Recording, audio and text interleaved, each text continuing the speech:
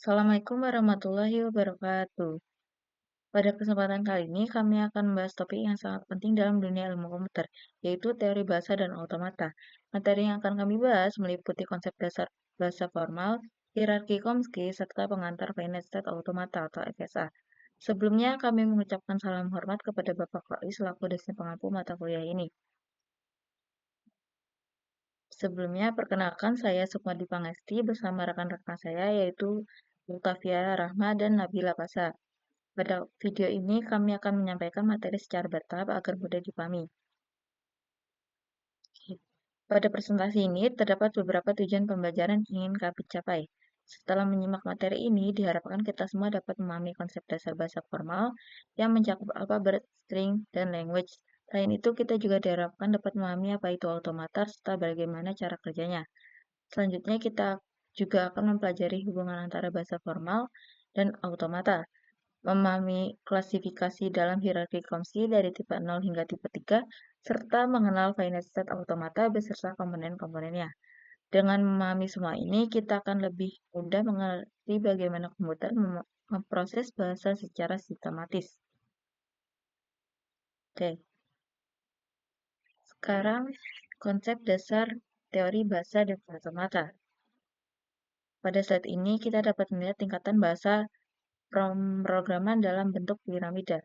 Semakin ke atas, bahasa semakin mudah dipahami oleh manusia, sedangkan semakin ke bawah, bahasa semakin mudah dipahami oleh mesin. Di bagian paling atas, terdapat bahasa tingkatan yang sangat tinggi seperti Python, Java, dan JavaScript. Bahasa ini dirancang agar mudah dibaca dan ditulis oleh manusia. Di bawahnya terdapat bahasa tingkat tinggi seperti C++ dan Pascal, yang masih cukup mudah dipahami namun lebih dekat ke mesin. Selanjutnya ada bahasa tingkat menengah seperti C dan assembly, yang mulai mendekati bahasa mesin, dan pada bagian paling bawah terdapat bahasa tingkat rendah yaitu bahasa mesin yang hanya terdiri dari angka biner 0 dan 1. Dari sini kita bisa memahami bahwa semakin dekat bahasa ke manusia, semakin mudah digunakan. Tetapi semakin jauh dari pemahaman mesin, sebaliknya semakin dekat ke mesin. Semakin sulit dipahami manusia, inilah alasan mengapa dibutuhkan sistem penerjemah seperti compiler agar kedua pihak ini bisa saling berkomunikasi. Lalu, mengapa kita perlu mempelajari teori bahasa dan automata? Dalam kehidupan sehari-hari, manusia menggunakan bahasa yang cenderung fleksibel dan terkadang ambigu. Misalnya, jika kita berbicara tidak terlalu terstruktur, manusia lain masih bisa memahami maksudnya. Namun, komputer tidak seperti itu. Komputer hanya bisa memahami bahasa biner yaitu kombinasi angka 0 dan 1. Artinya, setiap instruksi yang diberikan harus jelas, terstruktur, dan tidak boleh ambigu. Di sini terlihat permasalahan utama dalam dunia komputasi, yaitu perbedaan bahasa antara manusia dan komputer. Di sisi kiri, manusia menggunakan bahasa pemrograman seperti Python dan Java atau C++. Sementara di sisi kanan, komputer hanya memahami bahasa mesin berupa angka 0 dan 1. Terlihat di sini menunjukkan bahwa keduanya, tanda silang ini menunjukkan bahwa keduanya tidak bisa saling memahami secara langsung. Artinya, jika tidak ada perantara atau compiler atau penerjemah, maka komunikasi antara manusia dan komputer tidak akan berjalan. Sebagai contoh, ketika kita menulis program seperti menggunakan Python, sebenarnya komputer tidak langsung memahami kode tersebut. Kode tersebut harus diterjemahkan terlebih dahulu ke dalam bahasa mesin agar bisa dieksekusi. Oleh karena itu, dibutuhkan sistem seperti compiler atau interpreter sebagai penerjemah. Nah, agar proses penerjemah ini bisa dilakukan secara sistematis dan benar, maka diperlukan dasar teori yang kuat, yaitu teori bahasa dan automata. Sebagai contoh, ketika kita menulis program menggunakan bahasa seperti Python atau Java, sebenarnya komputer tidak langsung memahami kode tersebut. Kode tersebut harus diterjemahkan terlebih dahulu ke dalam bahasa mesin agar bisa dijalankan. Di sini peran kompilator atau interpreter sebagai penerjemah. Kompilator bertugas mengubah bahasa pemrograman menjadi bahasa mesin agar proses penerjemahan ini berjalan dengan benar dan sistematis. Maka dibutuhkan dasar teori yang kuat yaitu teori bahasa dan automata. Selanjutnya kita masuk ke konsep bahasa formal. Bahasa formal adalah himpunan string yang dibentuk berdasarkan aturan matematis yang ketat dari suatu alfabet tertentu. Terdapat 3 komponen utama dalam bahasa formal, yaitu alfabet, string, dan language. Alfabet adalah himpunan simbol dasar, misalnya 0, 1, atau AB. String adalah rangkaian simbol dari alfabet tersebut, misalnya 01, 110, atau ABA.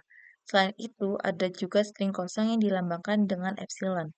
Sebagai contoh, jika kita memiliki alfabet 01, maka kita bisa membentuk semua kemungkinan string seperti 0, 1, 00, dan 01, dan seterusnya.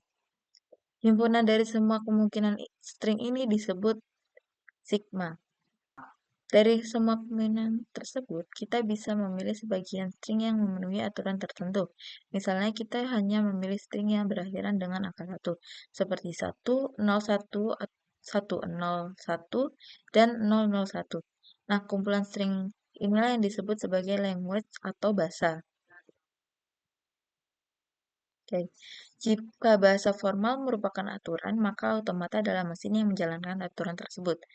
Automata merupakan mesin abstrak yang membaca string sebagai input, lalu menentukan apakah string tersebut diterima atau ditolak. Automata memiliki beberapa komponen penting seperti state atau kondisi. Start state disebut kondisi awal dan final state sebagai kondisi akhir penerimaan. Sebagai contoh sederhana, kita bisa mengibaratkan automata seperti mesin pintu otomatis. Ketika kita memasukkan kartu yang benar, pintu akan terbuka, artinya input diterima. Namun, jika kartu salah, pintu tidak akan terbuka, artinya input ditolak. Prinsip ini sama seperti automata dalam memvalidasi string. Baik, sekarang kita bahas cara kerja automata. Pertama, sebuah string dimasukkan sebagai input ke dalam mesin. Kemudian mesin mulai dari state awal biasanya disebut key 0. Selanjutnya, setiap simbol dalam string dibaca satu persatu dari kiri ke kanan. Setiap kali membaca simbol, mesin akan berpindah ke state lain sesuai dengan aturan transisi yang sudah ditentukan. Sebagai contoh sederhana, misalnya kita punya aturan jika membaca 1, pindah ke state tertentu. Dan jika membaca 0, pindah ke state lain. Proses ini terus berlangsung sampai semua simbol habis dibaca. Setelah itu, kita melihat state akhir jika state tersebut termasuk final state, maka string diterima. Namun jika tidak, maka string ditolak. Jika jadi keputusan akhir hanya ada dua, yaitu diterima atau ditolak. Oke, di sini contoh sederhana dari mesin finite state automata atau FSA yang digunakan untuk membaca string biner. Mesin ini memiliki 3 state, yaitu P0 sebagai start state, P1 sebagai state perantara, dan P2 sebagai final state. Cara kerjanya, mesin akan mulai dari P0 lalu membaca input satu persatu. Jika dari P0 membaca simbol 0, maka tetap berada di P0. Namun jika membaca simbol 1, maka akan berpindah ke P1. Selanjutnya dari P1, jika membaca 1, maka akan tetap di P1. Namun jika membaca 0, maka akan berpindah ke P2. Kemudian dari P2 jika membaca 0, maka akan tetap di P2. Untuk string 110, prosesnya dari P0 ke P1. Lalu tetap di P1, kemudian ke P2, sehingga juga diterima. Kenapa diterima? Karena berakhiran 0. Namun, untuk string 11, mesin berhenti di P1 yang bukan final state, sehingga string tersebut ditolak. Dari contoh ini, kita bisa melihat bagaimana automata bekerja dalam memvalidasi sebuah string berdasarkan aturan yang telah ditentukan. Secara umum, teori bahasa merupakan cabang ilmu yang mempelajari bagaimana suatu bahasa dapat dibentuk secara formal menggunakan aturan-aturan matematis. Teori ini berfokus bagaimana string dapat dihasilkan, dikenali, dan divalidasi secara sistematis. Oke.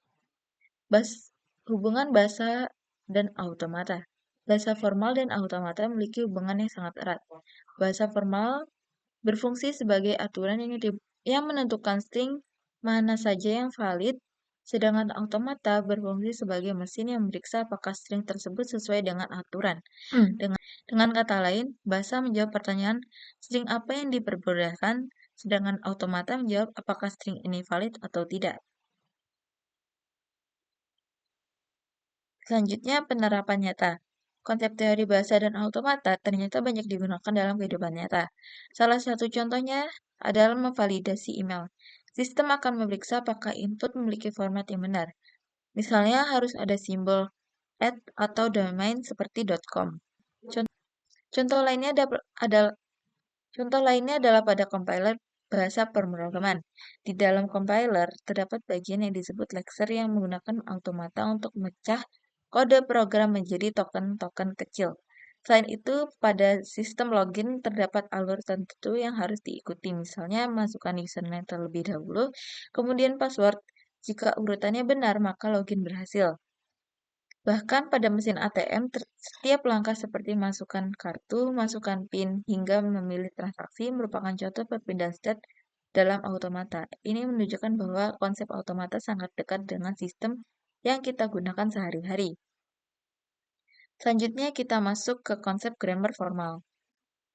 Grammar merupakan seperangkat aturan matematis yang digunakan untuk membangkitkan atau menghasilkan string yang valid dalam suatu bahasa.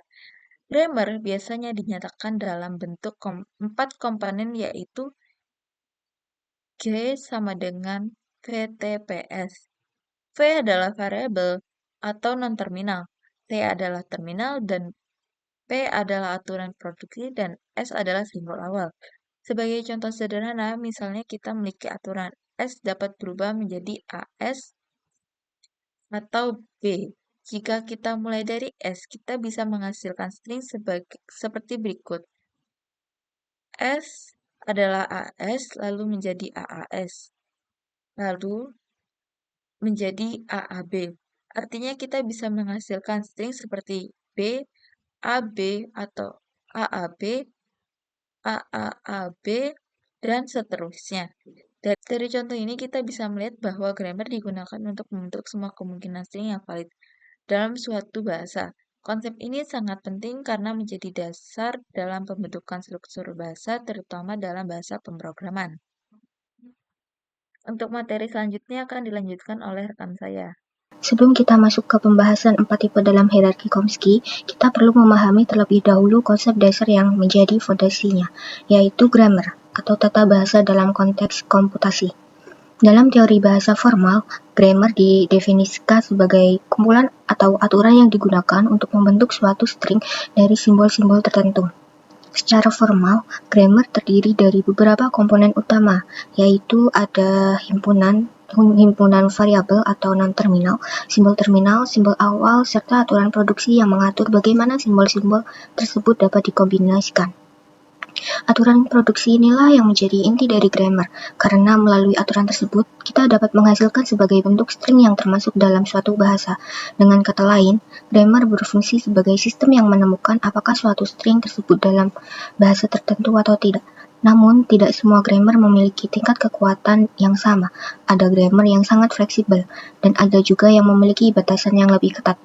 Untuk itulah diperkenalkan suatu klasifikasi yang mengelompokkan grammar berdasarkan batasan aturan produksinya, yaitu yang dikenal sebagai hierarki Chomsky. Hierarki Chomsky membagi grammar ke dalam 4 tipe utama, yaitu tipe 0, tipe 1, tipe 2, dan tipe 3. Selanjutnya, kita akan membahas masing-masing tipe tersebut, dimulai dari tipe yang paling umum hingga yang paling sederhana, beserta karakteristik aturan produksinya. Untuk yang pertama ada di tipe 0, unrestricted grammar. Pada bagian ini kita membahas tipe 0 dalam hierarki Chomsky. Tipe ini merupakan level paling umum dan paling kuat dalam klasifikasi bahasa normal. Aturan produksinya dituliskan dalam bentuk alfa menghasilkan beta atau menurunkan, di mana alfa dan beta dapat berupa kombinasi simbol variabel dan terminal dengan syarat alfa tidak boleh kosong. Berbeda dengan tipe lainnya, pada tipe 0 ini tidak terdapat batasan khusus terhadap bentuk aturan produksinya. Hal ini membuatnya mampu merepresentasikan bahasa yang sangat kompleks. Bahasa yang dihasilkan oleh grammar ini dapat dikenal oleh mesin Turing, yang merupakan model komputasi paling umum. Oleh karena itu, bahasa pada tipe ini juga dikenal sebagai recursively enumerable language. Kesimpulannya, tipe 0 ini memiliki kemampuan paling luas dalam mempresentasikan bahasa, namun konsekuensinya adalah kompleksitas pemrosesan yang juga tinggi. Untuk pembahasan yang bagian bawah, pada aturan produksi yang tertulis, terdapat dua komponen utama yaitu alfa dan beta. Alfa merupakan bagian luas kiri dari aturan produksi, sedangkan beta di sebelah kanan atau di ruas kanan. Sekarang kita akan membahas ini terlebih dahulu. Pada bagian kiri aturan produksi dituliskan sebagai V variabel plus bisa atau union, sedangkan T adalah terminal. Untuk tanda ini, bintang itu artinya bebas. Notasinya menunjukkan bahwa alfa merupakan string yang dibentuk dari kombinasi simbol variabel dan terminal dengan minimal mengandung satu variabel. Lalu bagian ini di sebelah kiri dan bagian ini di sebelah kanan menunjukkan bahwa sebelum dan sesudah variabel tersebut dapat sejumlah simbol variabel maupun terminal dalam jumlah bebas, termasuk kemungkinan kosong. Keberadaan simbol V di tengah menjadi syarat penting karena memastikan bahwa alfa tidak kosong dan selalu mengandung minimal satu variabel yang dapat digantikan. Sedangkan untuk beta, notasi yang tertulis artinya adalah ruas kanan dari aturan produksi dapat terdiri dari kombinasi simbol variabel dan terminal dalam jumlah berapapun, termasuk kemungkinan kosong. Notasi tersebut menyatakan gabungan antara himpunan variabel dan himpunan terminal, sedangkan tanda bintangnya itu dikenal sebagai green star atau menunjukkan bahwa simbol tersebut dapat muncul berulang kali, mulai dari 0 hingga tak terbatas. Pada slide ini, kita akan membahas tipe 1, yaitu Context Sensitive Grammar dalam hierarki Chomsky. Secara umum, aturan produksinya masih sama seperti sebelumnya, yaitu alfa menghasilkan beta, namun berbeda dengan tipe 0, pada tipe 1 terdapat batasan tambahan, yaitu panjang ruas kanan harus lebih besar atau sama dengan ruas kiri, yang dituliskan sebagai ini. Jumlah simbol kiri lebih kecil sama dengan jumlah simbol kanan. Artinya, proses produksi tidak boleh mengurangi jumlah simbol, sehingga panjang string akan tetap atau bertambah. Untuk penjelasan ruas kiri, yaitu pada bagian kiri, alfa dituliskan sebagai ini, sama seperti tipe 0, yang berarti alfa merupakan kombinasi simbol variabel dan terminal dengan syarat minimal mengandung satu variabel. Bagian sebelumnya, sesudah variabel dapat berisi simbol apapun dari variabel atau terminal dalam jumlah bebas termasuk kosong. Syarat adanya variabel ini memastikan bahwa selalu ada simbol yang bisa diganti dengan proses produksi. Untuk yang beta, menunjukkan bahwa beta juga merupakan kombinasi simbol variabel dan terminal dalam jumlah bebas. Namun yang membedakan dengan tipe 0 adalah adanya batasan panjang tadi, yaitu jumlah simbol pada beta tidak boleh lebih sedikit daripada alfa. Dengan kata lain, produksi pada tipe 1 ini bersifat menjaga atau menambah panjang string. Selanjutnya ada aturan khusus epsilon, yaitu produksinya diperbolehkan tetapi hanya jika simbol awal S tidak muncul di ruas kanan pada aturan produksi lainnya, karena bertujuan untuk menjaga konsistensi aturan agar tidak melanggar batasan pada tipe 1. Untuk kesimpulannya, pada tipe 1 ini memiliki aturan yang lebih terbatas dibandingkan tipe 0 karena adanya pembatasan panjang produksi. Namun, grammar ini masih cukup kuat untuk mempresentasikan bahasa yang kompleks dan biasanya dikenali oleh model komputasi yang disebut linear bound automata. Selanjutnya, pada bagian ini kita akan membahas Context Free Grammar atau tipe 2 dalam hierarki Chomsky. Aturan produksinya masih sama, berbentuk alfa menghasilkan beta, namun memiliki batasan yang lebih ketat dibandingkan tipe sebelumnya. Sekarang kita akan bahas yang A. Pada konteks tipe 2 ini, bagian alfa dinyatakan sebagai variabel yang berarti ruas kiri harus terdiri dari tepat satu simbol variabel.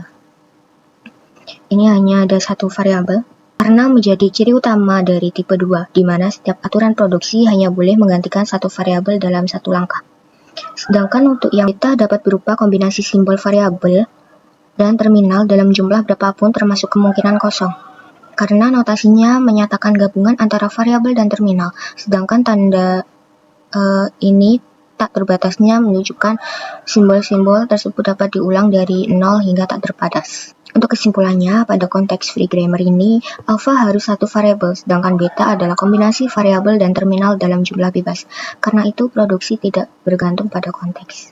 Selanjutnya, pada bagian ini kita akan membahas regular grammar atau tipe 3, yang merupakan tingkat paling sederhana dalam hierarki Chomsky. Aturan prediksinya tetap terbentuk alfa menghasilkan beta, namun memiliki batasan yang paling ketat dibandingkan tipe lainnya.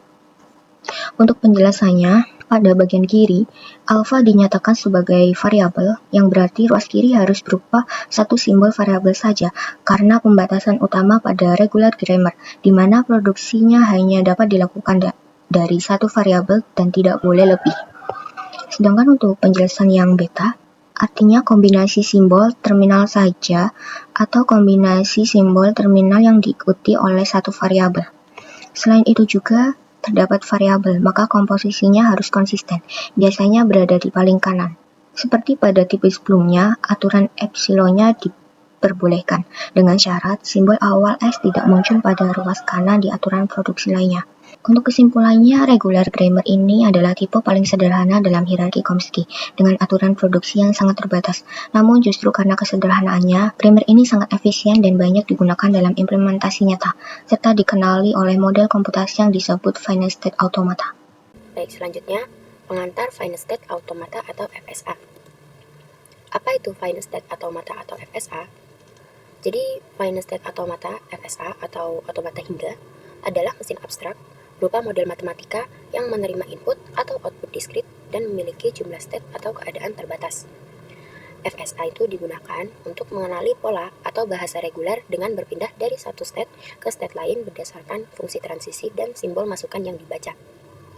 Adapun FSA memiliki beberapa karakteristik. Yang pertama, jumlah state terbatas.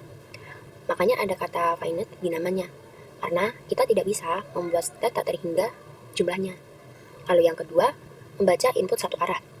Dibaca satu arah dari kiri ke kanan. Tidak ada proses mundur atau mengulang karakter yang sudah dibaca. Yang ketiga, tidak punya memori. Ini cukup menarik untuk FSA. Jadi ia hanya tahu posisinya saat ini, yaitu di state di mana ia berada. Riwayat perjalanannya tidak disimpan sama sekali.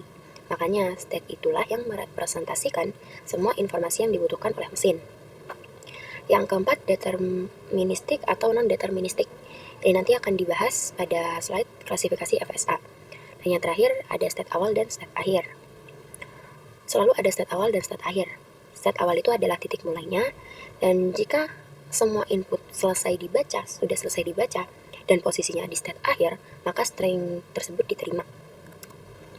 Lalu selanjutnya diagram FSA. Yang pertama, label pada lingkaran adalah nama state. Dalam contoh ini, nama state-nya adalah Q0, Q1, dan juga Q2. Yang kedua, busur menyatakan transisi atau perpindahan.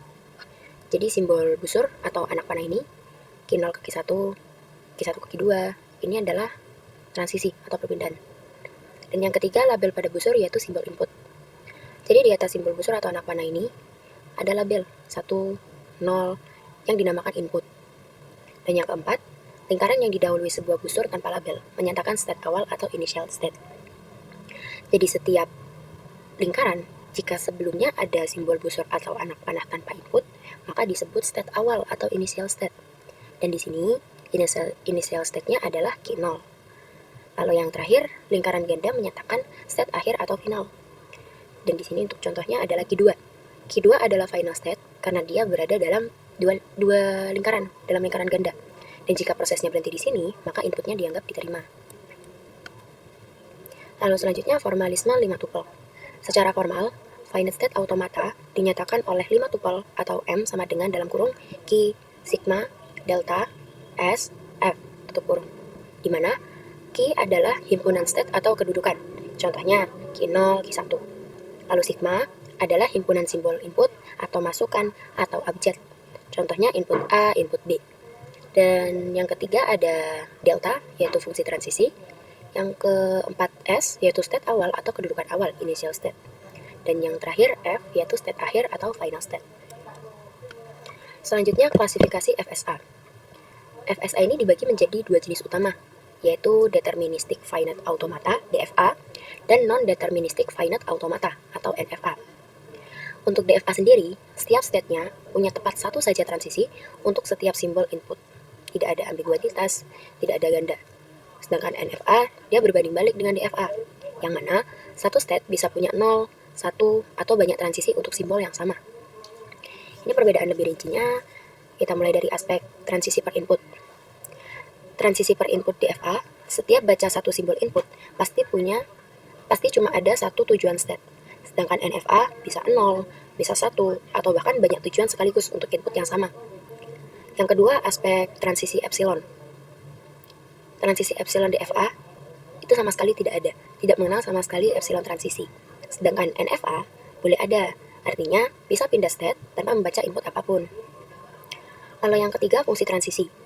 Untuk fungsi transisi DFA adalah Q kali sigma, sama dengan Q itu sendiri.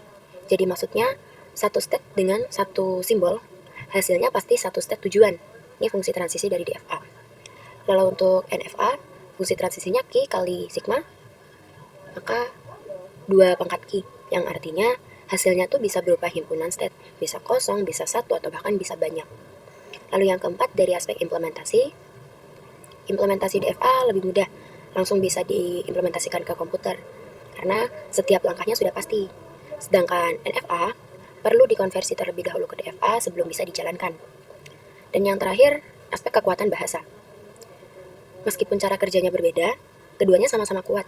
Bahasa apapun yang bisa dikenali NFA bisa juga dikenali oleh DFA. Begitu juga sebaliknya. Lalu selanjutnya ke studi kasus. Deskripsinya, DFA yang menerima string biner yang diakhiri dengan 1 dan 0. Oke, di sini kita mulai untuk himpunan state-nya dulu. Dia Q0, Q1, dan Q2. Lalu inputnya sigma, ada 0, ada 1. S-nya yaitu state awal, Q0. Dan F, final state, yaitu Q2. Mengapa S-nya Q0? Karena ini state awal. Sebelumnya ada anak panah tanpa input. Maka dari itu Q0 adalah state awalnya. Lalu untuk final state, Q2 ada di dalam lingkaran ganda, yang mana dia adalah final state-nya. Lalu kita lanjut ke tabel transisi delta. Ada state Q0, Q1, Q2, inputnya 0 dan 1. Jadi di sini Q0 apabila diberi input 1, maka Q0. Kita cocokkan dengan diagram. Q0 diberi input 0 sama dengan Q0. Lalu selanjutnya Q0 diberi input 1 sama dengan Q1. Q0 diberi input 1 sama dengan Q1. Sama seperti yang lain. Q1 diberi input 0 sama dengan Q2. Kita cocokkan dengan diagram, yaitu Q1 diberi input 0 sama dengan Q2. Lalu Q1 diberi input 1 kembali lagi ke Q1. Lalu lanjut Q2 terakhir. Q2 diberi input 0, dia balik lagi ke Q0. Sedangkan Q2 jika diberi input 1, dia kembali ke Q1. Dan untuk string yang bisa diterima, ini ada 0, 1, 1, 0. Jadi misal di sini 0, 1, 1, 0. Nah, dia kan berakhir di final state. Makanya 0, 1, 1, 0 bisa diterima. Tapi kalau 1, 0, 0, 1, kita mulai dari sini 1, 0, 0, 1. Dia berakhir di Q1. Sedangkan Q1 bukan final state. Makanya Q1, 0, 0, 1 ditolak. Lalu selanjutnya studi kasus NFA. Deskripsi yang pertama, jadi ada dua contoh. Yang sebelah kiri ini adalah yang biasa, yang sebelah kanan menggunakan transisi epsilon. Yang pertama, deskripsi NFA yang menerima semua string yang berakhiran 00. Himpunannya ada Q0, Q1, Q2, inputnya 0 dan 1, state-nya Q0, ini karena ada anak panah sebelum lingkaran dan tanpa input, dan final state-nya Q2 karena ada dalam lingkaran ganda. Lalu kita langsung ke tabel transisi. Yang pertama, state Q0 diberi 0 sama dengan Q0 dan Q1. Q0 diberi input 0 sama dengan Q0, Q0 diberi input 0 sama dengan Q1. Nah, ini yang membedakan antara DFA dan NFA tadi. Kalau DFA tadi, setiap input kan satu transisi aja. 0, ya balik lagi ke 0, nanti 1 ke Q1, ini juga cuma 1. Tapi jika NFA, satu input dari Q0 ini bisa dua transisi. Q0 ke Q0, lalu Q0 ke Q1. Lalu kita lanjut saja. Q0 diberi 1 sama dengan Q0, balik lagi ke Q0. Lalu Q1 diberi 0, diberi input 0 sama dengan Q2. Q1 diberi 1 tidak ada, lalu Q2 diberi 0 dan diberi 1 juga tidak ada. Lalu untuk contoh yang diterima dan ditolak, yang pertama ada 0, 1, 0, 0. Kita coba di sini 0, 1, 0, 0. Dia berakhir di Q2, yang mana Q2 adalah final state, jadi dia diterima. Sedangkan contoh kedua, 0, 1, 1, 0. Yaitu di 0, 1, kita looping lagi 1, 0. Berakhir di Q1. Sedangkan Q1 bukan final state, makanya dia ditolak. Lalu yang studi kasus kedua, ini NFA yang punya epsilon, transisi epsilon. Deskripsinya, NFA yang menerima semua string yang berakhiran 0. Himpunan setnya ada Q0, Q1, Q2, lalu inputnya ada 0, 1, dan epsilon. Final state-nya tetap di Q0 karena ini ada anak panah sebelum lingkaran dan tanpa input. Lalu final state-nya Q2 karena berada di lingkaran ganda. Kita mulai ke tabel transisi. State Q0 diberi 0, Q0 dan juga Q1. Q0 diberi 0, jadi Q0, Q0 diberi 0, jadi Q1. Ini yang menandakan bahwa satu input NFA itu bisa punya lebih dari satu transisi. Lalu Q0 diberi Q1, Q0 diberi Q1 sama dengan Q0. Lalu Q0 diberi epsilon tidak ada. Yang kedua, Q1 diberi 0 tidak ada, diberi 1 tidak ada, tapi diberi epsilon, ya ke Q2. Dan yang terakhir, Q2 tidak ada input apapun, diberi 0 atau 1 atau epsilon tidak ada. Kita ke contoh yang diterima dan ditolak. Contoh yang diterima terlebih dahulu. Jadi, 1, 1, 0. 1, 1, 1, lalu 0.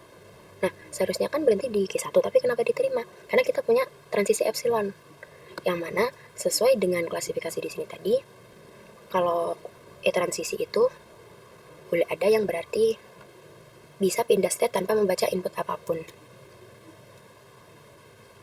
Jadi bisa membaca state tanpa input apapun. Jadi ini bisa langsung ke Q2, dibaca langsung ke Q2. Makanya 1110 itu diterima. Sedangkan beda lagi dengan 111. 11 ini akan looping terus di sini jadi 1, 1, 1, 1. Jadi berhentinya di Q0 dan Q0 bukan final state, jadi dia ditolak. Jadi seperti itu aja untuk penjelasan studi kasusnya. Untuk kesimpulan, teori bahasa dan automata menjadi dasar penting dalam memahami bagaimana komputer mengenali, memproses, dan menjalankan program melalui aturan bahasa formal dan mesin abstrak. Menurut hierarki Chomsky, bahasa dibagi menjadi 4 tingkat kerumitan, di mana yang paling sederhana adalah bahasa reguler, yaitu tipe 3. Untuk memproses bahasa paling sederhana inilah, kita menggunakan Final State Automata atau FSA. FSA adalah mesin abstrak dengan memori terbatas yang berpindah antara kondisi state berdasarkan simbol input. Secara visual, FSA digambarkan dengan lingkaran dan panah. Namun, secara matematis, ia didefinisikan lewat 5 tuple, yaitu Q, sigma, delta, S, F, baik dalam bentuk DFA pasti maupun NFA fleksibel. FSA adalah kunci efisiensi pada sistem kontrol otomatis dan pemindaian kode program. Saya perwakilan dari kelompok 6 mengucapkan terima kasih banyak dan semoga apa yang kami sampaikan itu bisa bermanfaat bagi rekan-rekan semuanya. Terima kasih. Wassalamualaikum warahmatullahi wabarakatuh.